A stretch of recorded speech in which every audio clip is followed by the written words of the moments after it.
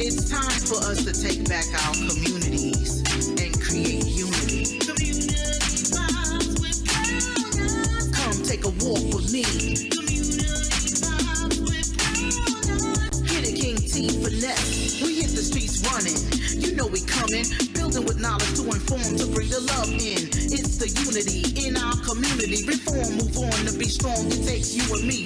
Bring the issues, let's talk about it. Make a plan, bring it to life, and never doubt it. To inspire, keep you going higher. Words put to action, fuel to the fire. Life gets better when we do it together. BrownEyes, King T-Finesse, time to get up. Get up. Get up. For everyone, the best.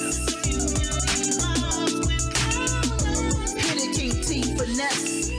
Join in and catch the vibe. All right. Welcome to the Community Vibe with BrownEyes show. It is March, the month of Women's Month. And I am your host. My name is BrownEyes, and we got a tight show for y'all today. I don't know how the weather is for y'all out here, but it's raining for us out here. So what we're going to do today is just bring you some sunshine. No matter what the weather is where you are, we going to bring you some sunshine in your life on today. We got a great topic today to talk to you about. But before I even say any further, I want to give a shout out to my supporters that's out there looking, all of the viewers, friends, family, and everyone that's been supporting Community Vibes with BrownEyes from its inception. And I want to introduce to you some of my my great guests I have today, but she's not really a guest. She's a very good friend of mine, long time, over 30 years organizer for many communities, and she is now the executive director of Connect Us youth program in Bridgeport, Connecticut. I want y'all to welcome to the show my favorite organizer and friend, Pam Lewis. Thank you so much. Thank you, Pam. Thank you for coming out. I mean, all the way from Connecticut into New Jersey, coming to Community Vibes. Thank you for all your support. She's also one of our first supporters to help us kick this show off, and I'm very thankful for that as well. So welcome to Community Vibes with BrownEyes, Pam. I'm glad to have you here. Thank you. I'm so proud to be here. Thank you. And we also got the master of moments in music here sitting with me, as you know. Put your hands together for Mr. King T-Finesse. King T-Finesse. You are watching a master. You're watching a master. You're watching masters. Masters of different arts, masters of different skills. And we're going to, Community Vibes with BrownEyes is basically a project designed to reach the depths of the community, to shine light on those who are often overlooked. People like leaders, activists, nonprofit organizations, musicians, visual and performing artists, and young people like you and me that decided to take their ideas, their talents, and their gifts to go in the forefront of their communities to make change or just create something that people can benefit from in their communities. So I want to give a round of applause to those people because that's what it's all about. Okay. Oh. You know, it is our desire to come together with others, okay, not only to just discuss what's going on in our communities, but to also, highlight the greatness, the great things that are going on in our communities, and there are a lot of great things. So March is Women's Month, and the title of this show today is going to be Women in Leadership, Community Organizing on the Front Lines, because we know that people can support movements and things that's going on in our communities, but it's the people on the front lines that are in the trenches or that are out there in the front lines doing the work. And we're going to talk about what that looks like, how it's inspired. Thinking of Women's Month, to go from the past to the present, I think of one person that I love, the work that she has done, and that's Ida B. Wells. Ida B. Wells is from Mississippi. She had a rough life. Her parents passed away when she was young, and she had to wind up taking care of her siblings, and she went through a lot of protesting and pushback with her skill of writing. writing about, having the anti-lynching campaign and writing about the experiences that she knew about, saw, and letting it be known publicly so that people nationally all over can know what was going on and create something to fight against it. And so she went through a lot of that, and she ended up coming up, further north in New York and then into Chicago. She created the women's suffrage group because women didn't have rights. Women didn't have a lot of rights. They couldn't vote. They couldn't get jobs. They couldn't even get much less same paying jobs as men. But they didn't have jobs for them. A lot of opportunities that women did not have. And those women kicked that off from those times to create an environment where women could get the things that they need so they could take care of themselves, their families, and to survive. And then we're going to kick it off. From that time to today's time, Stacey Abrams. And I know you all know about her and what she's done recently as a woman who also grew up poor, from Mississippi. I don't know what it is about these women from Mississippi, but I'll give you a shout out. Women of Mississippi, you have some strong leaders that came out of Mississippi. And Stacey Abrams, to make a long story short, she was a child of minister parents that came to Georgia from Mississippi, and she wound up doing great in her education and became the valedictorian of her high school, graduating, as valedictorian. And with that came the award of going to the governor's house. But her parents didn't drive her there. They didn't have a lot of money, so she took the local transportation, the MARTA service. And when they saw her getting off the bus and approaching the governor's mansion, they asked her, who are you? This is a private affair. And her father explained, she's invited. But they said no. They didn't believe that she was invited because she got off the bus, and they had to explain, but she got in. But from that moment, because we know that pivotal moments in time is what creates our drive sometime. And that created her drive.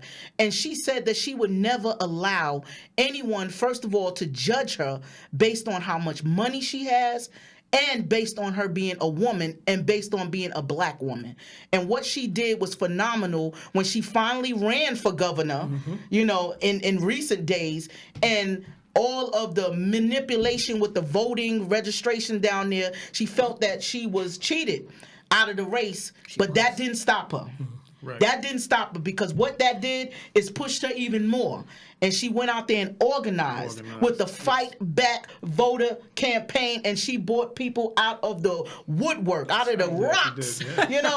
That woman brought so many people out. I lived in Georgia for 10 years, so I know how the voter system goes down there. And I used to get upset about it. But she turned it around, and for the first time in so many years, guess what? Georgia flipped to a Democratic state, and more people are now involved in the system to get the politicians and the people and the things that they need in their community. So I want to give her a round of applause just for that. Absolutely. From Ida B. Wells to, Stacey Abrams.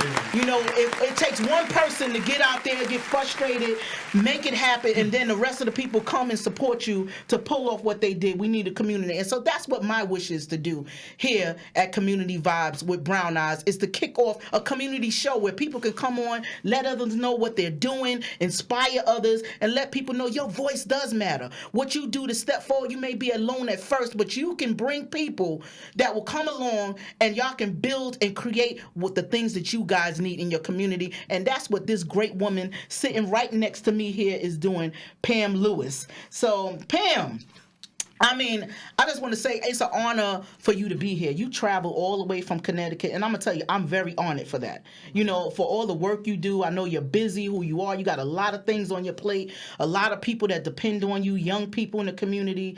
I just want to know a little bit about you. Let the people know, what was your history, growing up, where you are, where you grew up, and your steps and your paths towards becoming, or being inspired to be a community organizer and leader. Well, thank you, BrownEyes. And again, thank you so much for having me. So much of my growing up had to do with the music. The music. Growing up listening to Nina Simone, I still remember the first time I heard her sing "To Be Young, Gifted, and Black." Oh yes, I love that song. Love that song. Yes. James Brown singing "Say It Loud," "I'm Black and I'm Proud." Yes. I was born in '61. That's the 60s. I think we all 60 babies to one end or the other. Exactly. I was born on the south side of Chicago, a segregated section of the hospital. And, growing up in the 60s and the things that my parents would talk about at the dinner table, the music, it impacted me. And as a kid, we'd all play together. Me and two friends of mine pretended we were the Supremes, and there were 5 guys on the block pretended they were the Jackson 5. Oh, I love that. We used to do the same thing too. It's a great feeling. Absolutely. But and then the Temptations, people moving out, people moving in. Well, I just, I don't want to. I mean, I'm 61, so I don't have to worry about dating myself. We're gonna sing. This show is about music too. Music influenced people. But it did. It really did. And I spent hours, like so many children, when I had nothing to do, grabbing my brush, standing in front of the mirror, singing to the Delphonics, Right. But the music and performance really led me to empowered me. The Black Power posters we had on our walls at home, the Black Power Fist lamps, Right. so I was a kid. I didn't know everything that was going on in the country, but I was influenced by the energy of what was happening in the 60s. Right. Yeah. And I'm a 60s baby as well, but I was born in the later spectrum, end of the 60s. But I remember, like in the 70s when I was, a kid, 10, 11 years old, I remember all of the people, in the community creating things and trying to find resources in the community. Sure. It was a very powerful time. It was. That was one of the best times to grow up in the 60s. Absolutely. Yeah. Absolutely. Oh, yeah. And the other thing that happened was, I grew up, born in Chicago. Then my parents moved to St. Louis, and then we moved to Kansas when I was like 13. Right. And, I got involved in a lot of after-school programs because otherwise I would just been fighting with people all the time because I integrated my junior high school. And I got involved in the theater, and that was big. And then when I went to college, I continued to be involved in the theater. And I got my college to do for colored girls. That was huge. Wow. I loved doing that play. Yeah, and people don't realize how much performance is so developing. Yes. Performing and recreating yourself through a act of practicing that thing, through a performance creates the confidence in what you need, to be who you're going to be. Absolutely. So I could understand how you would enjoy. I enjoyed the theater. I used to be in all the plays in high school. Back when I used to go to high school, I was in, West Side Story. I was in Oklahoma. I was the girl that just couldn't say no, and they only put me there because I was pregnant with my daughter at the time. I was a teenage mom, and they had the song, I'm Just the Girl Who Can't Say No. I didn't realize how, offensive that could have been today, but they made me sing that song, and here I am on stage in high school pregnant with my daughter singing I'm Just the Girl Who Can't Say No. But I enjoyed the performance. No, exactly. Like when I was in college, at first they were casting me as Mage, and Lillian Hellman's Little Foxes and things like that. So then I went and said that we need to do for colored girls. And they said, well, there's not enough black women in the theater department. I said, don't worry, I'll organize them. So in a way, that was one of my first things that I organized. I went to the black sororities and all the women came out. And the show was a big hit. People came, from Kansas City up to Lawrence because I was at the Kansas University. And it was really powerful. And then the summer after my father died, my mother gave me a trip to New York. And I went and sang at the Apollo. From Kansas to New York City, exactly. Apollo stage. What a brave, powerful move for a young girl. I know. And I almost got booed off the stage, too. Because I was like singing a cappella. I sang the Sweet Honey and the Rock song. Right. Khalil Gibran, he has a poem that Sweet Honey and the Rock put to music, and it was a cappella. Right. It's like, what is this woman up here singing a cappella? Right. Well, and then you did it, though. I did, and I turned the crowd, and I got 4th place. And you know what? Just give her a round of applause for that. Come on now. 4th place on the Apollo. Didn't get booed off. All I remember the Apollo, Sandman Sins come out with that broom and sweep you off stage, But when you make it like that, it takes a lot of guts just to get on a stage like that and to perform before the people and knowing that you could be rejected. Absolutely. And for you to get up there and do that. Absolutely. It's very amazing. I was invited to perform on the Apollo this year. I can't wait. In November. So I'm looking forward to getting everybody should get a chance. Even if you get booed off, everybody should get that opportunity to go on that stage, rub that log, and get out there and perform and have the experience. Absolutely. Whether there's a lot of celebrities out there that got booed off the stage.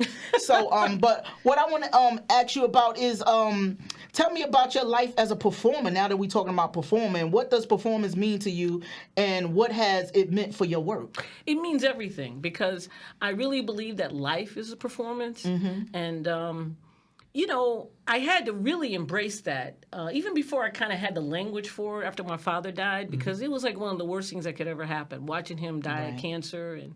And it inspired me to be more fearless, because I don't think I would have come to New York if I say, well, that's the worst thing that could have happened. Right. So I think that, I wanted to do political theater. I really wanted to do it. Very powerful. And I wanted to pursue a career, when I came to New York. But then when I got here in '84, it was the height of the crack epidemic. Hip-hop was in its beginning years. Hip-hop, And the young people were being blamed for the crack, for the failure, for all the crime. All the violence. And it angered me so much. Yes. It angered me. And I thought, well, there's really nothing. I don't want to pursue a career for myself individually. Right. There was nothing for me to do but to support our kids and give them a stage to perform on, to make their statement about who they were. And so that's obviously how you and I got to start working together. Met. And me and you got a lot in common. I didn't see my father pass away, but my father passed away one weekend when I was waiting for him to come see me. And I never saw him again in life. Didn't even know he passed away till later on in life. Yeah. Because him and my mom was separated.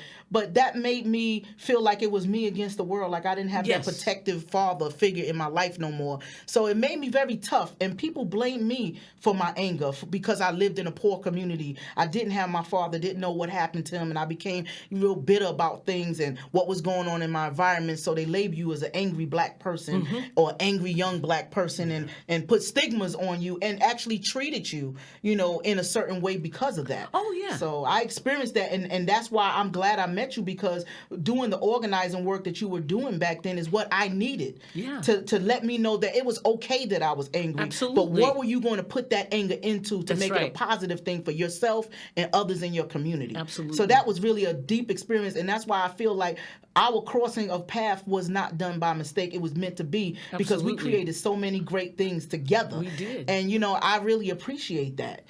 So you performed at the Apollo and you started getting involved in political theater. Tell me about how you started, getting into, the working with the youth and performance and everything, when you got here. Well, what's funny is that, it's 1984 and Jesse Jackson was running for president, right? Oh, boy.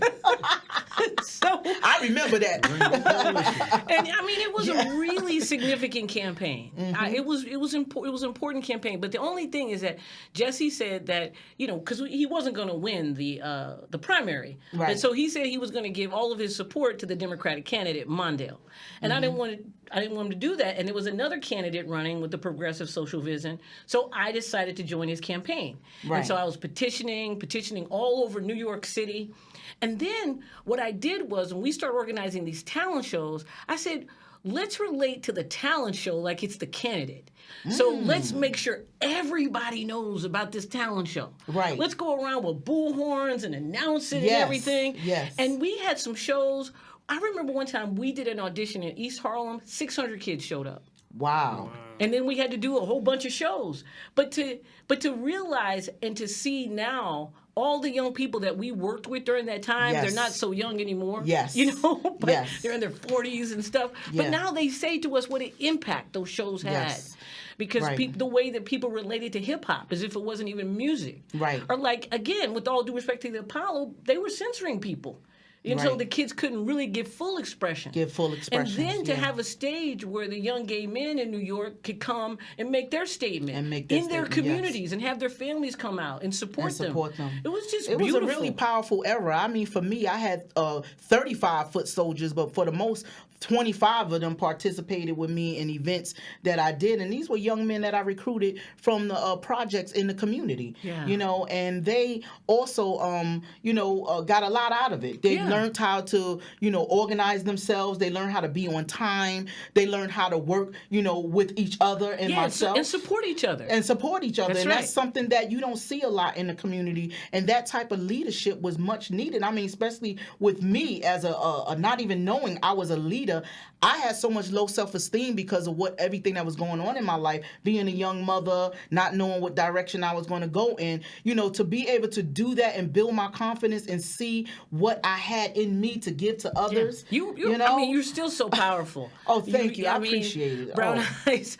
I mean, it's amazing what you did. And I remember, in the early years when we first met, and I would say, okay, who wants to bring this to their community? And you were like, I do. That's right. So we brought it to Far Rockaway. Yes, and the young people, like I always say, my brother used to have the Pacific Street Film Festival in Brooklyn, and we used to have a line of kids from the second floor apartment all the way out the building, by the time we kept doing events every weekend, to the point my mother said, look, all these kids can't, kids were looking to take a part of activities and opportunities to have a better experience in their environment, in their community. That's right. And I'm sure you experienced that too as well when you grew up in Newark. Right.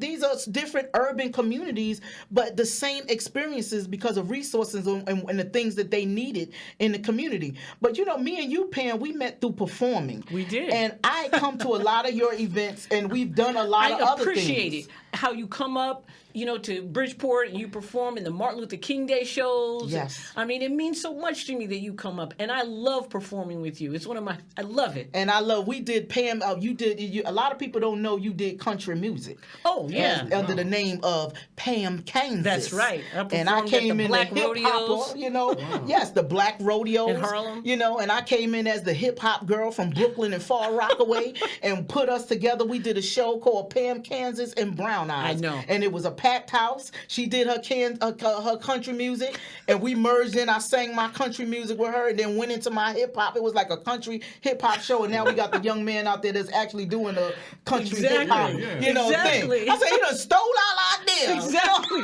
Just think if we had stuck with it. Yeah, we did that about 10 years ago, 15 years ago. I don't even know how many years it's been so long. But it was beautiful. And I'm honored that the young people really appreciate me being there, and doing what I do, they do. And one thing I could tell you that's important about that is that a lot of people put their children and young people in programs, events, and activities and stand there and say, oh, yeah, I'm with my nephew, I'm with my son, or we with the kids, as they do this activity. But the type of activity that you do, seeing you on stage, then you're not only pushing them and organizing them to perform, to make statements, but you go on stage with them. And people don't realize don't just send your kids to the ball game, but play ball with the kids, because now you're building a bond. You're building a relationship that they say, not only am I doing it, but she's doing it too. Especially for those Martin Luther King Day shows. You're sharing it. And speaking of that, I want to run one of our performances that we did, for the King Day shows called 1961. Oh, Gregory Porter. Can you roll that with Gregory Porter? We made our own version. My name is BrownEyes, and I have been a longtime friend of Pam Lewis for over the last 35 years.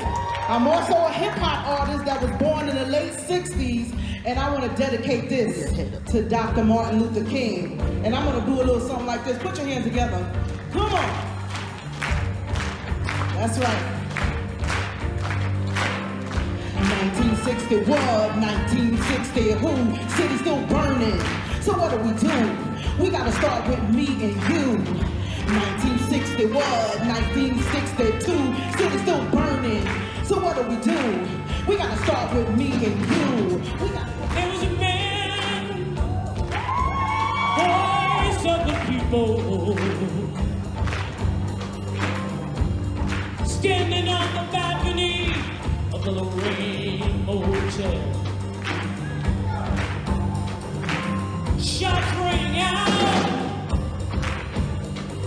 Yes, it was a gun. He was the only one to fall down, y'all. That ain't right. These people scream, ain't no need for sunlight. Ain't no need for sunlight. Ain't no need for moonlight. Ain't no need for moonlight. Ain't no need for street lights. Ain't no need for street lights. Real bright. They're burning real bright. 1961, 1960, city's still burning. So what do? We gotta start with me and you. Thank you. Thank you. We gotta start with me and you today and keep living Dr. Martin Luther King dream. Thank you. Wow.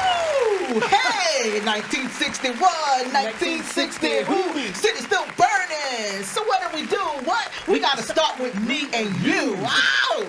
That's what I'm talking about. We got to start with me and you. We got to get out here in these communities, get involved. There's so many ways to get involved. Pam, I love that moment. I loved it. The crowd loved that moment. Loved it. They loved the music, the vibe, the message, everything. Like you said, music is everything. It is. It's everything. Performance is everything. Absolutely. You know, and I mean, just watching that right there from, here, reminiscing on it, just pumped me back up again. We got to start with me and you. We got to do community vibes with Brown Eyes. We got to get some people on here, talk about what we do in the community and everything. We got to know it. King T-Finesse. We need more music. We haven't been speaking to you a little, but what about music? You are music. He plays every instrument. I say that on every show. And I just want to know from you, how was it in Newark, when you was growing up with the music and, people organizing there? Well, it was really early in the primary grades. We play in the band, the elementary school band, and just building from there, Yeah, I played a lot of different instruments, clarinet, saxophone, drums, percussion. Who inspired you, King Finesse? Yes. Oh, wow. I would just have to say the Temptations. Hey. Temptations. Yeah. I like the Temptations. Early on. Temptations. Yes. A lot of the Philly soul, Yeah. The main ingredient. I would hear them a lot. Yeah. Oh, my goodness. Very good. Philly soul, I think he's very humble. His mom, who I just love, Lucille McNally, he don't ever talk about how much she loved music. So I know that her loving music. Every time I went to see her, she was in the living room playing the music, and I would come and join her singing. And I never knew that this woman got on stage before with Diana Ross. Oh, come on. And sang with her. Wow. Yes, her name was Nishila. They were performing in the Poconos one night, and Diana Ross invited her on stage to sing with her. Wow. Yes, and when she cool. told me, it was so amazing just to be with her, to know she had that opportunity to sing with Diana Ross. Oh, yeah. Okay, I would have been hair in the wind, that's some memory and stuff that people, are inspired by. Oh, yeah. But, one thing she told me is that, I always remember is that no matter what I went through in my life, my failures, because I used to want to start, a community show like this or community program, but I always would stop for fear of failure and fear of things and she told me one day, hey, you whatever's going on in your life, you can't use that to stop what your dreams are. You're supposed to use that to empower you to become stronger and better to create the things that you want to do. Absolutely. And I saw that in my mother's development. My father got diagnosed with severe diabetes early on, and he said to her, because he was very practical. My dad said, "Well, Mom, Dolores, she had never planned on going to college, right? And but she said, he said you needed to go to college because you might wind up having to take care of the family, and that's exactly what she did. And I saw her world become bigger. Right. Like she went to school when she was 35 after I had 4 other siblings, right? And it changed her. My parents, they didn't argue as much. Right. She stopped throwing all his pipes in the fireplace. Right. But her world became bigger. And I saw that. And as a child, I saw my mother change. And I said, that's important.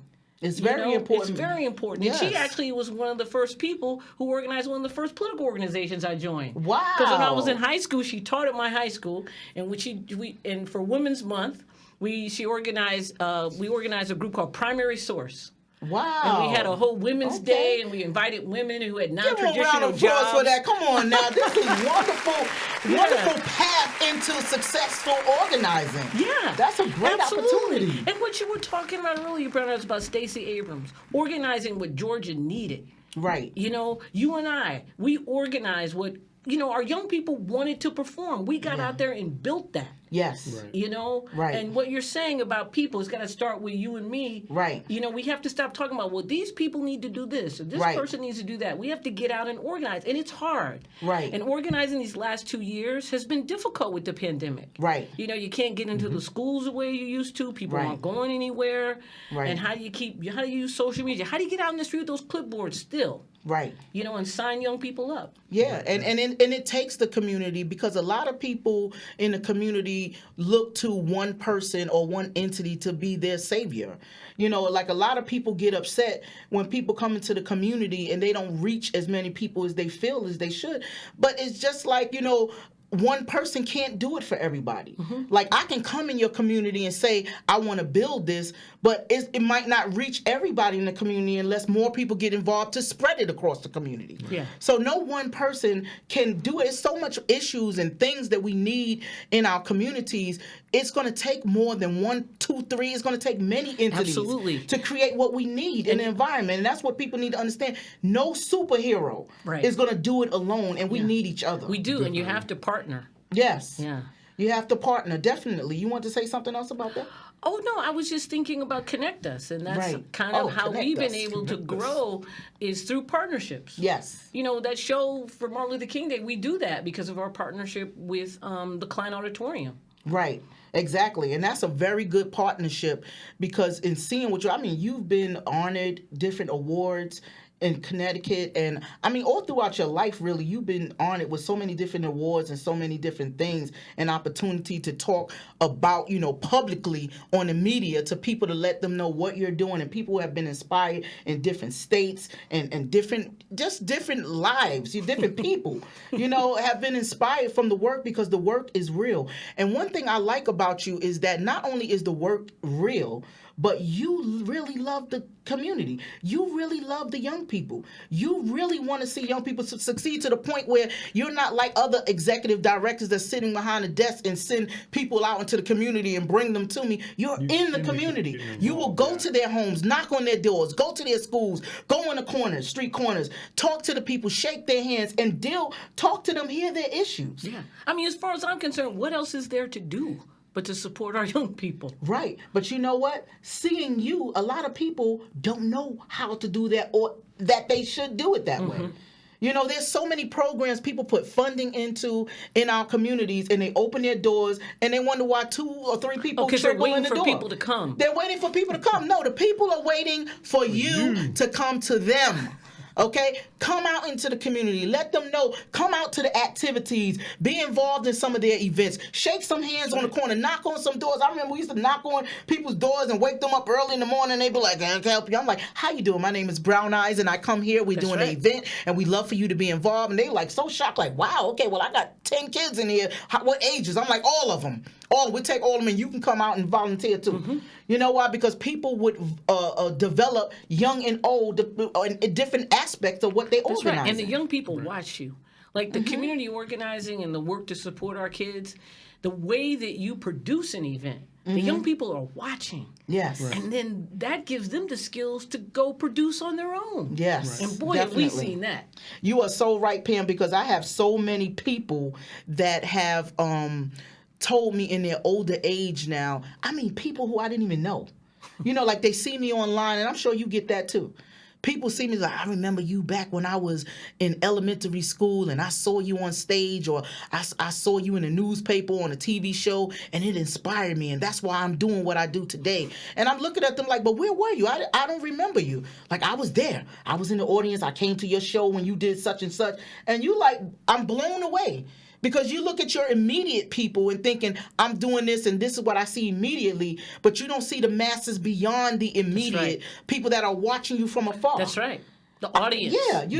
Back in the days when I was on Ed Lover and Dr. Dre's show, I had somebody that called a friend of mine from the UK and told me that they saw me on TV over there. BrownEyes, you have inspired so many people, many young people. It doesn't matter where you go, the young people are inspired by you. And it's your amazing. Energy. And I told BrownEyes the other day, she came and performed at one of the shows, and so we were watching in our youth leadership team meeting the halftime show for the NFL. Right. And Dr. Dre was performing, and the young man said, "Wow, he performs like BrownEyes." I thought it was so funny. And little did he know is that Dr. Dre was my number one rapper back in the days. I mean, like when we used to do shows, my daughter had a group called Bebe Kids, you know, and they used to dance. And I did all their music. And everything they did was from the West Coast, Dr. Dre.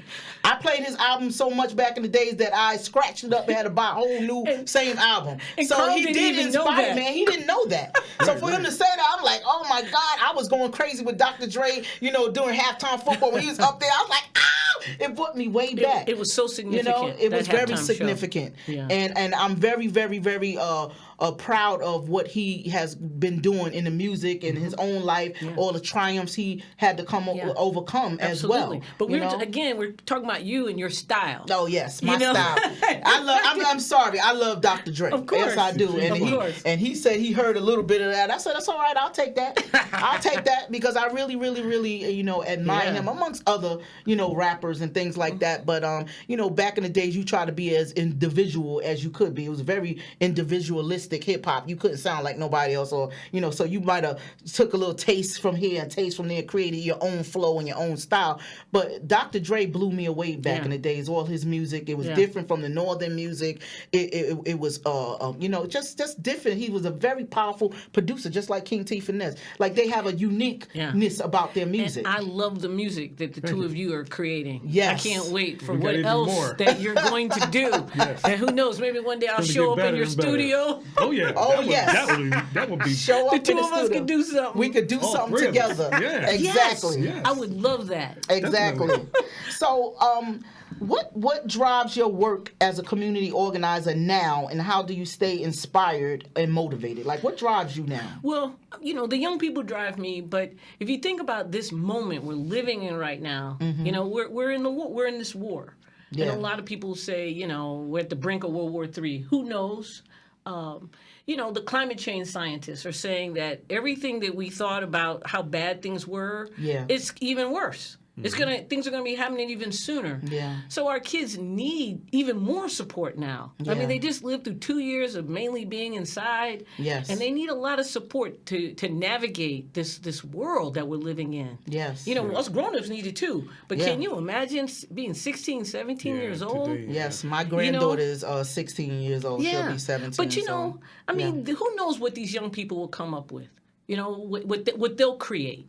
Right. You know, so I want to give them whatever I can, the tools to do that, because we need them. And we have to do that. We have to support the young people, because I'm going to tell you, a lot of these young people have parents at home and adults that's in their lives that's going through it too. And so the support in that area, you know, is not there, because the parent and the adults are trying to figure it out themselves. Exactly. We're going through a time where we're experiencing something that, you know, a lot of people, my mom be 80 years old this year. She said, I never experienced this. Exactly. Nobody knows how to handle it. Exactly. And the other thing that inspires me is you see the growth. You can see it. Like, development, you know, is not linear. It jumps to the side. It does backflips. Yes. And we see that. You know, but I see the kids. You can see it immediately sometimes. Yeah, you know how the kids grow when you give them a stage and you give them a voice. Yes, it really does. And I saw so much growth even during the pandemic when we had to move all of our programming virtually, and then finally seeing some of the kids in person, and they say, I grew so much. You would not believe I now talk to people. You know, or the young man that tells you that you know, he can now be at home with his family and not be so upset with his mom that he has to punch a hole in the door. You know, that he can figure out what to do with his anger. Yeah. And, you know, not saying of course you should be angry. But then, as you were saying before, what do you do with that anger? And giving him support, and also teaching the kids that life is a performance, and even though you feel a certain way, you don't have to act on it. Right. You don't have to, if you're feeling angry and pissed off, you can say, what do I want to do? What do I want to build? Right. How do I respond based on what I want to create? Yes. And that's been very powerful to be able to give that to young people. And you don't just do it once through a conversation. Right. It has to be a series of events and workshops and things like that. Because growth is not doesn't happen just like that. Yes. Right. Pam, when I met you back in the days and I was a young mother, I was, on welfare, though I was looking for work and trying to be successful, but I didn't have too much direction or, know where I wanted to go. I was very angry. And I got involved with you in a lot. I was always arguing with me and Pam asked up. I'm like, I'm not doing it and I don't care. And Pam's like, well, I really would like to, involve you in this. I'd love to have you here, but this is how we're doing it. And you need to make a decision on, right. what you want to do. And I would walk away and be like, yeah, come on, y'all, let's go. We're not doing this. And we would go back and, in our area, our neighborhood, and everybody sitting there looking, and then I'll be like, oh, so y'all want to do this, and they like, well, what else we going to do? And then I would call Pam back and be like, all right, we'll participate in that part. We don't usually do it. But I had to develop and grow. I was very underdeveloped. I didn't know, I had to, see, this is what Pam does. She stood in the trenches with us. A lot of executive directors from other youth programs ain't doing that personal stuff. Mm-hmm. They see a kid that's acting up or seem like they're angry, you out of the program. You done, we're done with you. Pam never did that to any of the young people. She knew they were angry. She knew we had, issues coming on, but we was coming in there to be developed, and she knew that it wasn't going to be an easy thing. So she allowed us sometimes. She didn't allow us to just go crazy, but she allowed us to have that. Absolutely. And to shape what we were doing. Yes. Because we would have meetings and the young people would say, well, it's not fair. The children always win because they're so cute. And then we said, well, okay, we'll make some different categories. Yes. You got to be impacted by the young people and let them take ownership of it if it's going to be successful. Absolutely. And Pam, you know what? You have done a lot of interviews and a lot of work. And right now, I just want to show a history of some of your interviews and some of your conversations about what you do. Oh, my goodness. Interviews with Pam. Hi, my name is Pam Lewis. I grew up performing. I know how much young people love to perform. I know what it means to them. One of the things I love is how we've discovered that performance is a way to teach young people and adults to do so many things, to be able to perform and do things they never thought they could do. We've developed this over the years. When we first started out, we didn't have anything. We went out, we built relationships with business professionals, we built relationships with young people, and here we are. Talent shows where the young people sing, they dance, they rap, they do skits. The young people stage manage, they run the lights, the sound, they do security. We don't search the young people, we don't relate to them as criminals before they even come into the school. Young performers honored Dr. Martin Luther King Jr. today in Bridgeport at Klein Auditorium, the same stage where he spoke twice during his life. Young rappers, poets, and singers paying tribute to the civil rights leader. Organizers say the after-school development organization and Dr. King share many of the same goals. How do you bring all people together, black, white, Latino, all kinds of people together to create something new together and to put an emphasis on poverty the way that Martin Luther King did? The program reaches more than 10,000 inner-city young people and adults each year. And it's powerful when different people come together. What we're experiencing now in our country is something we have not seen before. What you do matters. How you live your life, the choices that you make matter. We who believe in freedom cannot rest until it comes. Oh, we who believe in freedom cannot rest until it comes.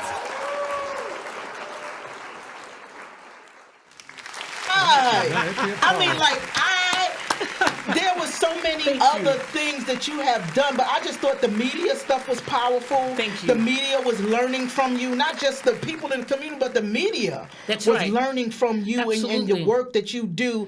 And, tell me a little bit about this last scene where you was outdoors here with this rally, this protest with these young people. Well, I was at a Black Lives Matter rally, and they invited me to come. Mm-hmm. And I talked a lot, and I talked about, even at this Black Lives Matter rally, I talked about the educational system in Fairfield County, because where I'm working is the largest wealth gap in the country. Wow, okay. And, they have all these different school systems. Right. And the difference between what's going on in Bridgeport and what's happening in Westport is huge. And at that rally, I said, if we really want to do something, if you really believe that Black Lives Matter, why don't we create one school system where all the tax dollars are going to all the kids? Yes, and they all get the same and education. they all applaud it. Yes. But it's going to be a lot of work to see if you could even make something like that happen, because not only is Fairfield County so segregated, but so much of our country is still so segregated. Absolutely. And the reason why I call the program Connect Us, because I really do believe that we need to bring people together. Yes. We can't give up on that. I do believe that. And so otherwise we can't create a better world. We can't. Right. And Connect Us is definitely, the name of what you do. I mean, I can't sum it up any better way. Like, you connect the business community, absolutely, the academic community, to the neighborhood, the kids in the schools, their parents, absolutely, and then you bring it to the media for other communities and people to see and be inspired. Exactly, because you have a community like Bridgeport where the Latinx community is greater than the Black community. Right. And there's still a lot of separation. So when people come to one of our shows and they see, so many people from different communities together, they're like, wow. And it's 2022. Right. But, it's important that we continue to do that work and put pressure on the business community to invest in our young people. Right. It reminds me of, Ida B. Wells, who I talked about earlier. She organized with a lot of white women for women's rights and to be able to fight for not only just women, but, the equal rights of Black women, and at their parade that they had to protest and to, demand rights for, equal rights for them, they told them that they had to march at the back of the line. And she got upset and said, no, if we're going to do this, we got to do it together. So she ignored them. And during the start of the parade, she came to the front and walked with the rest of the women, because she was like, if we're going to do this and it's going to be equal, then I don't need to be in the back of the line. I need to be in the front with everybody doing this together. Absolutely. So people like to, try to say that, they're going to do things, but if it is not inclusive of everyone that's in the environment, then it doesn't work. It doesn't. It doesn't work. And people can say whatever they want about other people and other things, but if they are there in your environment, then that creates what's going to work together with each other. Absolutely. And that's what we need. Because people are experts at dividing people. Right. I mean, the majority of people in this country that live in poverty are white people. Mm-hmm. But Black people are the face of poverty when you think about it. Yeah. And the politicians, they want to keep people apart, because if all the poor folks in this country got together, we could make some changes, but it's on purpose that people are separated. Right. And so I think that the Black Lives Matter movement was very powerful. Right. When you think about the civil rights movement, there were hundreds of thousands of people who took to the streets, and obviously a lot of white folks. Right. But with the Black Lives Matter movement in this country, 20+ million people took to the streets. Right. That was in rural America as well. All over the world. That's right. And all over the world. Right. So millions. Yeah. So that was such a powerful moment in this country, and I'm so inspired by it still. Right. So what is your current organizing? What are you doing with your current organizing? What do you have planned? Well, I have a youth leadership team. We meet every Tuesday. Shout out to the Connect Us Youth Leadership Team. I have to shout y'all out. Y'all doing a great job. Keep doing what you're doing. They are, because they produce everything we do. Yes. But we talk about everything. We're talking about what's going on in Ukraine. We're talking about Ketanji Brown. Right. The potential, the nominee for the Supreme Court. We spent a lot of time studying Stacey Abrams because she's so inspiring. So inspiring. Yes. So powerful. And these kids learn how to be community organizers. Right. Summer, we go out and sign up young people all over Bridgeport. So basically, they're inspired to support the growth and development of other young people. And that's why young people choose to be part of it. I mean, young people show up for all kind of reasons. Right. But ultimately, that's the work we're doing. Right. So we have a Connect Us Academy where the young people are learning how to write resumes, interview for jobs, public speaking. Right. And we're placing them in internships and paid work experiences that are virtual. Right. And wow, that is beautiful. And we have our See You on Stage program. See You on Stage, where they're on stage expressing themselves through whatever art or whatever they want to express That's themselves. right. And you know, Pam, I think that's just a wonderful thing on how, you know, to develop young people, not just on stage, but you're developing them to organize, to stage manage, to, you know, produce, to do all these other things. So people think performance is just on stage, but you are teaching them other performances in life, how to perform in corporate America, how to perform just shaking someone's hand. You'd be surprised how people don't even know how to shake a hand. You know, like you're teaching them Especially life these skills. days, because we haven't been shaking Yes. hands. You're teaching them life skills. Yes, yes. And that's very important, you know, to do that, because those are the little things that people don't think about. And those life skills hold them for the rest of their life, because a lot of things that I've learned from you from 20 years ago, because we've been together for like over 25 years. We have. I still hold with me as an adult. You know, and I gave it back to my daughter, who's successful now. And a lot of the other, you know, adults that came up, people don't realize the years that you have been with people and how whatever you gave us stuck like glue to create the adults who we are today. Well, I appreciate that, BrownEyes. I mean, one of the things you always say is how oftentimes people don't ask young people what they feel. What do they think? Yes. And I feel like it's important, because a lot of times when you ask young people, you know, to introduce themselves, they'll say how old they are, they say what school they go to, but I want to know, what do you care about? Right. What do you believe in? Yes. And helping kids develop their brand. Yes. And what that means on social media. Absolutely. You know, what are you putting on social media? Is that what you want to, is that your brand? Is that what you want people to know about you? And so, again, I know I'm old school, I'm old fashioned, and old sometimes school is good. If it ain't broken, don't fix it. Kids, you know, I know you get cornier as you get even older. Well, you know what? I think this moment will be inspirational for a lot of young people who see themselves in the future, who may not see themselves in the future. But I got some people that want to say something to you for all the work that you have done in their life. Can you roll that? My goodness. Hey, Pam, it's Danny. And I just want to thank you and give you your flowers and your blessings for all that you've done, not just for me, but for so many young people all around the world. We love you. We honor you. Kudos to Pam Lewis. We love you. I want to give a shout out to Pam Lewis for the amazing work she's done in communities from New York to Connecticut to all over the world, and being a great mentor to me. Hi Pam, this is Bunny. I'm making this video just to let you know how much I admire and respect you, and especially the work that you're doing with our youth, and especially keep doing what you're doing, because our youth, they need you. They need people like you. Stay true to who you are. God bless you. Stay safe. I just want to say, how you doing? This is Mike Samms from the world famous Bacon Soda Brothers. This is DJ E Love. Right. I just want to shout out to Pam Lewis. She definitely played a very important part in my life, as well as many other people's life. Many others. He does music. Oh, I'm starting to break down. Like, it's so much stuff that she gave back to the community when she didn't have to do it on her own. But I would really like to thank her and take the time. Competition was fair. Shout out to BrownEyes and shout out to a lot of other people. Shout out to BrownEyes. Played a very important part of it. And I just want to say thank you for your time, effort. And thank you so much. We out here for Rockaway, Bacon Soda Brothers, one love. I appreciate you, Pam Lewis, for everything you have done for the community, for the children, what you're doing out there in Connecticut. I witnessed it. Keep doing what you're doing, and I'm going to see you at the finish line. Hey, Pam. Thank you for being such a great inspiration for me and so many others in the community. You really inspired all of us to get involved and give back. So keep doing what you're doing, and we will always be here to support you. Pam Lewis, how's it going? Long time no see.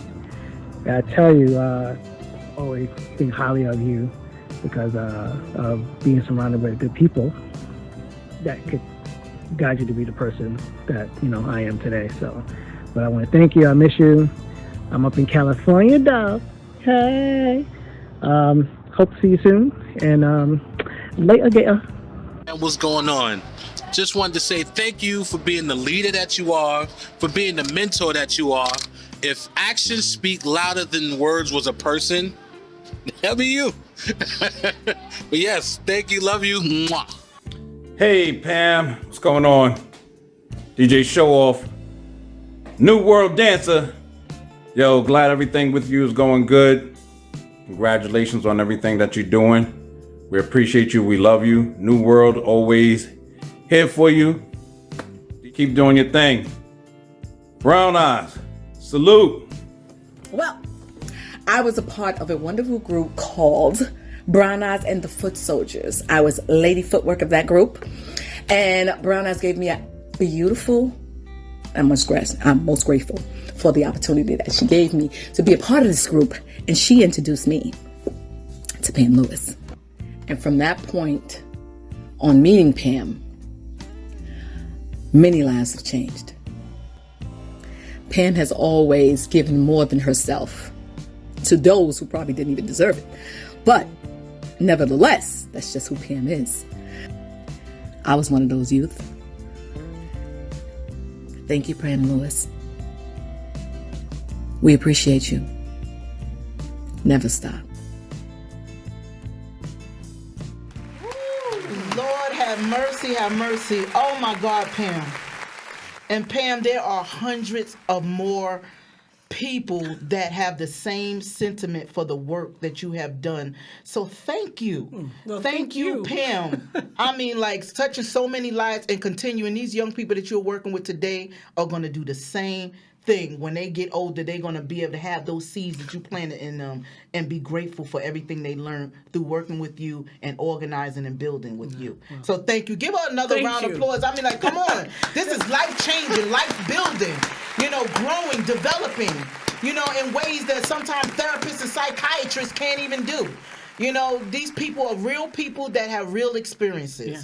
So before I get emotional, you know, I want to turn it over to some moment in music, you know, with King T-Finesse. He got something to say on the music side, and we're going to bring it in there. And in today's Women's Month, I want to commemorate Ella Fitzgerald. Ella Fitzgerald. Yes. The First Lady of Song.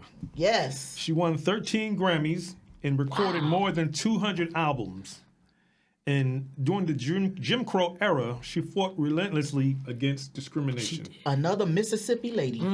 And was the first black woman to win a Grammy. Wow. Give up a round of applause. Round of applause for Ella Fitzgerald. For that Grammy. It was hard to get that Grammy back then. People think it's hard now. You know, so we want to just play a little bit of Ella, you know, so y'all can get a little taste of some of the stuff that she did.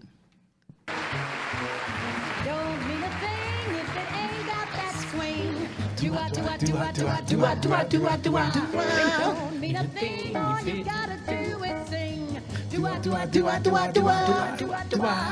Makes no difference if it's sweet or hot. Give that rhythm everything you've got. Oh, don't mean a thing if you ain't got that swing. Hey.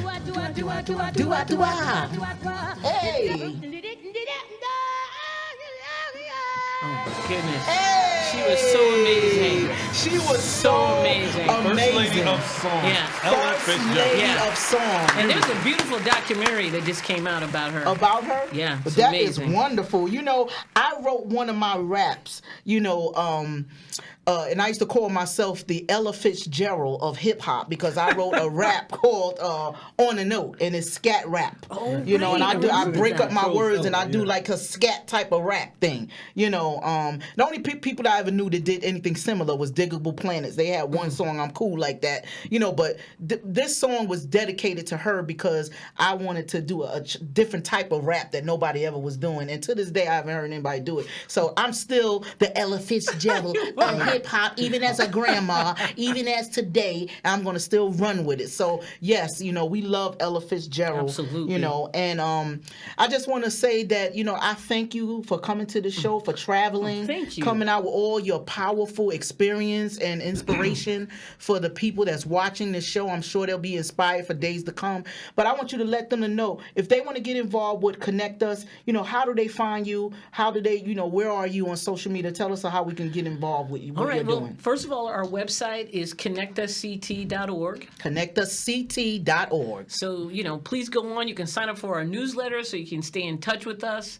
And, you can come out to our events. You can also follow us on Instagram and Facebook, Connect Us CT. Right. Yeah. And they're doing a lot of great things. So if you follow on social media, make sure you click that notification so you can get the notification when things are happening. But I just want to thank y'all again. Give them a round of applause for coming out. Yeah. Thank you, Moments in Music, King T-Finesse, and being with Pam. Thank you. This has meant so much to me to be on this show. That video you put together.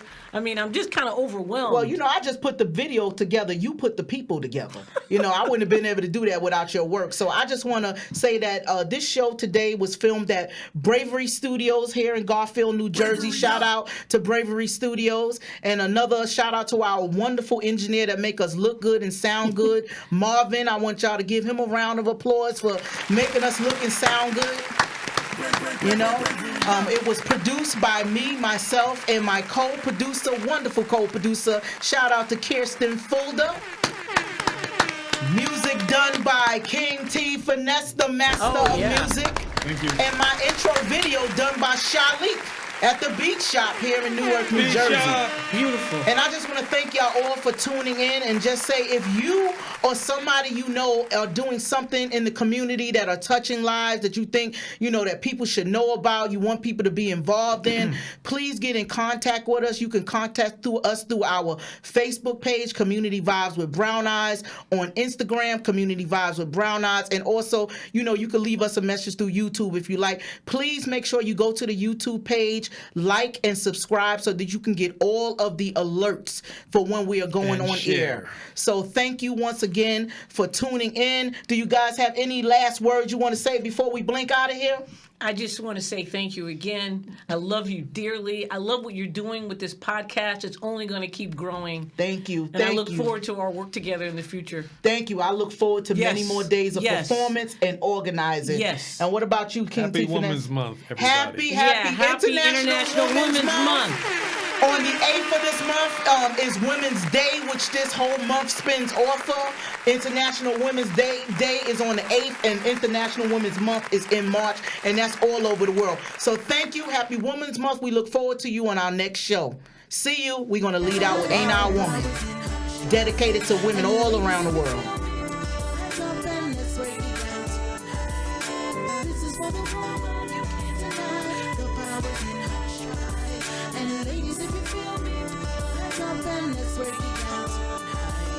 Sometimes I get vexed when I don't understand how a man can't claim who I am. I'm rough yet feminine to the touch and kicking around respect. I get much props as I flow. Lyrics blow for blow, coming strong like the masculinity in any show. So what's up with the egocentric state of mind? You're blind, I'm doing fine. Getting mine. Sick of the girly girl folk tales. Day after day, if you don't, then you fail. You see, I'm a woman who's gotta get a life. I know what's right, times are hard, the money's tight. I keep up the faith and do our jobs. Rapping on a mic / security guard. Construction locksmith for doing the woodwork. Things that I like cause the money won't hurt too. Do little things that I need to make me feel real.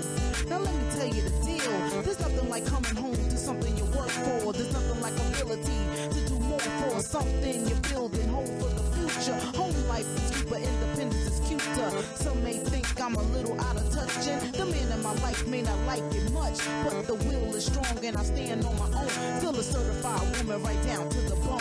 This is for the woman, you can't deny the power in her stride. And ladies, if you feel me, hands up and let's break it down tonight. This is for the woman, you can't deny the power in her stride. And ladies, if you feel me, hands up and let's break it down tonight. Now hold up a second, it's the time that I'm checking. Tick tock on the clock, I'll be wrecking the mic with the thought of mine. You know that it's genuine. Line for line, break it down within no time. Kicking the flavor, feminine behavior. Take some now, or you can save it for later. A female MC, so there's no time to waste. Whether male or female, I'm rocking this whole place. So take time as I bust a rhyme. Mac this back, cause it's packed in the mind. The crowd is swarming. You know that I'm hyped up, the attraction for the action could never get me psyched up. Just grown up as a grown up and the people are shown up. Twist the tone up and I'm known up and down with the hot sound. The money making, taking and breaking, ain't no mistaking, never faking, cause I'm shaking and baking. It's in the making money, nothing funny, no one to call me honey. Silly rabbit, it's a habit. Tricks of a kids, cause like a car on a tar on the mic, I leave skids. Now let me say that again. I'm the money making, taking and breaking, ain't no mistaking, the faking, the shaking, baking. It's the money, I'm raking it. I'm double the trouble, the bust your bubble, never stumble, tongue twist, no list, sign, sis, I can dismiss. Now, yo, I've set the tone, live and direct, certified to the bone. This is for